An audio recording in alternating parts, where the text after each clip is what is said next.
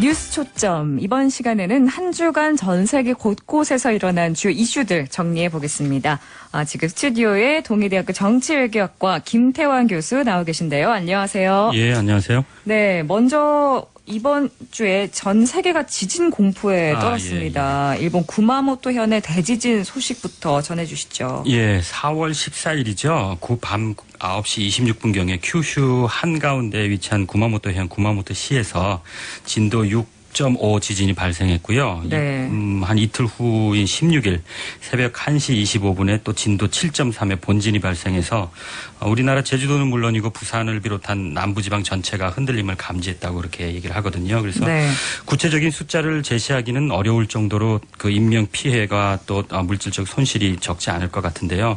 지금도 계속해서 강한 여진이 계속되고 있는 상태고요.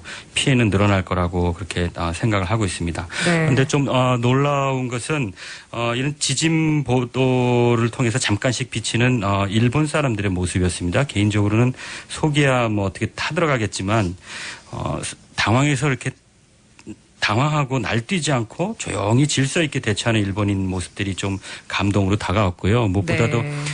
일반 프로를 진행하다가 지진 속보가 나오니까 아주 즉시 재난 보도로 일사불란하게 전환해서 침착하게 보도하는 NHK 모습도 동영상을 통해서 제가 봤거든요. 네. 참 박수를 보내지 않을 수 없는 그런 것들이었습니다. 그래서 빨리 지진이 진정되고 신속한 구조와 회복이 이어지기를 그렇게 기도합니다. 네. 그렇습니다. 이번 지진 또 일본의 정치 경제에 미치는 파장도 적지 않을 것 같습니다. 어느 정도인가요? 예, 제가 관심 있게 관찰하는 것도 그 부분인데요. 국내 사정이 어려우면 배타적 민족주의가 고개를 드는 그런 환경을 제공합니다. 그래서 공화당 트럼프 후보로 대변되는 미국의 대선 후보 경선에서 배타적이고 국수적인 모습을 우리가 많이 볼 수 있는데 네. 그것도 미국 내에서 중산층 이하의 삶들이 어려워지기 때문에 발생하는 현상이라고 저는 분석을 하거든요. 그래서 일본에서도 20세기 말에 시작된 뭐 잃어버린 20년 뭐 이런 얘기를 하지만 경제 침체와 일본 국민들의 자신감 상실 이런 것들이 영향을 많이 미쳤었습니다. 그래서 아베 정부가 개헌을 포함한 아주 구구적인 경제정책과 외교정책을 추진하는데 이런 것들이 밑거름 역할을 해오고 있다고 생각을 하거든요. 네. 그래서 이번 구마모토 대지진이 일본이 입을 경제적 피해는 아마 적지 않을 거지만 이게 5년 전에 있었던 동북 대지진에서도 아주 더 큰 피해가 있었습니다. 네. 이때 일본인들이 가졌던 어떤 물질적인 피해 이외에 정서적이고 어떤 자신감 상실 뭐 이런 것들은 상상하기가 어렵거든요.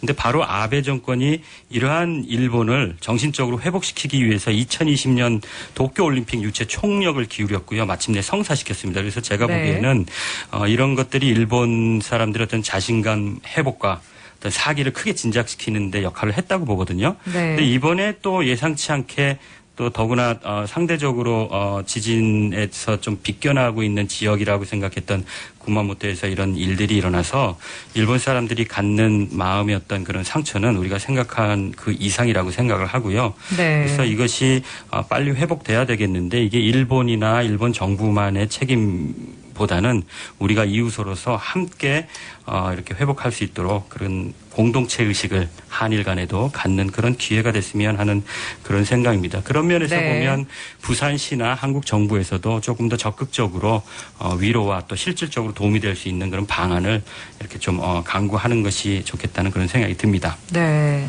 근데 또 이런 와중에 또 북한의 5차 핵실험 가능성 이야기가 나와서 우리나라를 예. 포함한 전 세계가 지금 긴장을 하고 있죠. 그게 이제 또 제 마음도 참 상당히 찹찹한데, 네.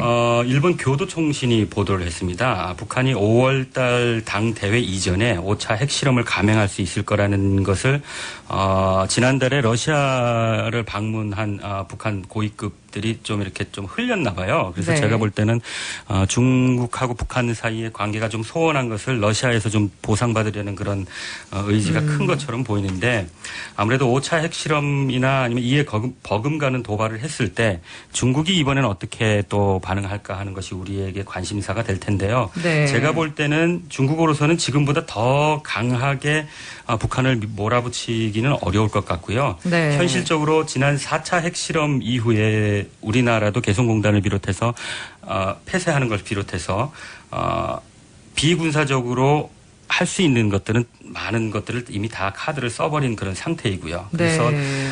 중국도 비슷하거든요. 그래서 왜냐하면 이 이상의 제재를 가했을 때 북한 정권이 붕괴될 것이냐 하는 것이 우려가 크기 때문에요. 그래서 그리고 실질적으로 지금 강하게 제재를 가하고 있지만 중국 국경 지역에서는 공식적인 교역은 상당히 줄었지만 비공식적으로 민간 차원에서 이루어지는 것들은 어떻게 이렇게 통제할 수 없는 네. 그런 상황에 이르고 있다는 그런 보도들이 많이 있거든요. 그쪽 네. 지역에 조선족이 많이 살고 있기 때문에 상대적으로 탈북하는 좋은 환경을 제공하는 것과는 또 반대로 북한 주민들이 어려움을 호소할 때 조선족들이 그걸 거부하기 쉽지 않거든요. 그래서 네.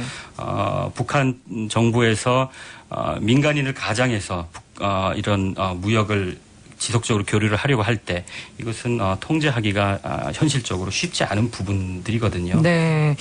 그렇다면 이런 상황에서 우리 정부 어떻게 대처하고 대응을 해야 될까요? 그러니까 아마 좀 너무 고지식하게 밀어붙이지 말고요. 네. 차차선에 대한 시나리오를 좀 마련하는 그런 여유와 좀 지혜가 필요하지 않을까 그런 생각을 해봅니다.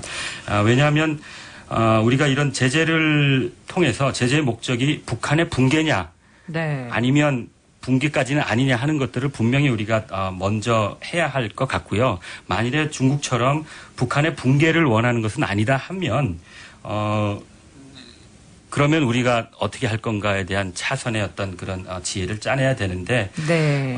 이런 부분에 있어서는 뭐 정부뿐만이 아니라 민간 전문가들이나 또 국민들이 거국적으로 좀 참여할 수 있는 논의할 수 있는 네. 그런 장들이 좀 더 공식 비공식적으로 좀 더 이렇게 공론화할 수 있는 그런 기회들이 돼야 되지 않을까 싶습니다. 이것은 네. 어떤 수학 공식처럼 나오는 게 아니기 때문에 그래서 더 예. 어렵죠. 그렇습니다. 네. 제발 북한이 또 무모한 도박을 강행 안 하길 바라면서 제발 합리적인 판단을 하길 전 바랄 뿐입니다. 바람이죠. 네. 예. 또 박 대통령이 이란을 방문할 거라는 보도가 나왔는데요. 경제 외교를 위해서라는데 어떤 내용인지 정리해 주시죠. 예. 내달 5월 1일부터 3일까지 이란을 국빈 방문할 거라는 보도가 있었는데요. 네. 이거는 62년 이란하고 수교를 맺은 이후에 한국 대통령으로는 처음 이렇게 방문하는 겁니다. 네. 우리가 아시다시피 서울 강남에 테헤란로가 있습니다. 이것은 1977년에 이란하고 양국의 어떤 우호 의미로 강남구에다가 이제 이름을 테헤란로를 설치한 건데요. 네. 이란의 테헤란에도 가면 서울로가 있습니다. 그래서 그렇구나. 이란과의 관계가 상당히 우호적인 관계가 역사가 있었던 것이고요. 네. 다만 이제 이란 핵 개발 문제로 해서 상당히 오랫동안 이제 경제 제재가 국제사회에서 있었고 그것 때문에 이란의 경제가 많이 낙후됐습니다. 그런데 이제 그게 미국과의 핵 문제 타결 때문에 다시 경제가 살아나고 이제 그런 위치에 있거든요. 그래서 네. 우리가 이 기회에 이란의 또 기간 산업이라든가 여러 가지 경제 재건에 참여하는 그런 외교적인 역할이 필요하겠죠. 실제로 이란은 인구가 8천만이나 되고 영토는 남북한 합친 거의 7.5배입니다. 그리고 원유 매장량이 어마어마하네요. 세계 4위입니다. 그리고 천연가스도 러시아에 의해서 2위고요. 그래서 에너지 자원이나 경제적인 발전 가능성으로 볼 때 우리 입장에서는 꼭 적극적으로 경제 관계를 잘 유지해야 될 그런 대상입니다. 네, 그렇군요. 마지막으로 뭐 지구촌을 한우로 엮어주는 재미난 에피소드 준비하셨다고요? 그러면 지금 이란 얘기를 했으니까 네. 사실 이란하고 한국하고 역사적으로 상당히 근친하고 가깝거든요. 네. 2009년에 영국 국립박물관 고고학 자료실에서 800여 쪽에 이르는 어떤 페르시아 서사시가 발견이 됐습니다. 그것이 쿠시나메라는 서사시인데 네. 그 이야기 그걸 잠깐 요약을 하면 네.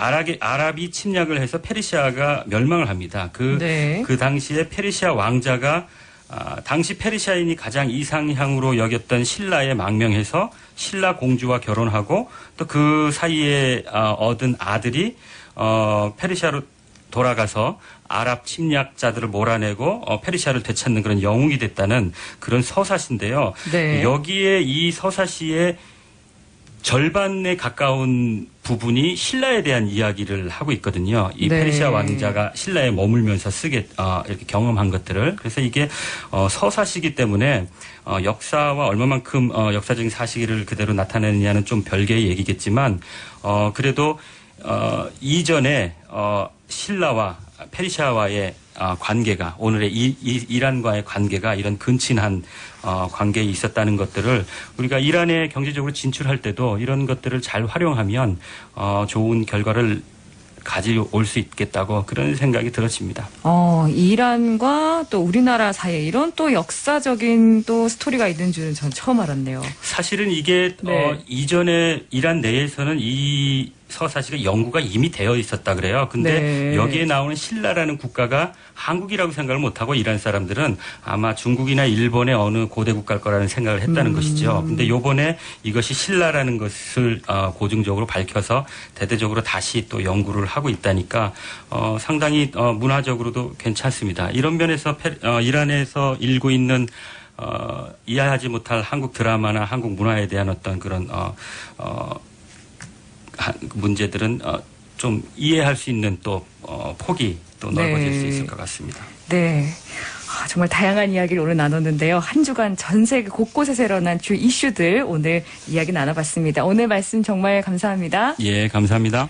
지금까지 동의대학교 정치외교학과 김태환 교수였습니다.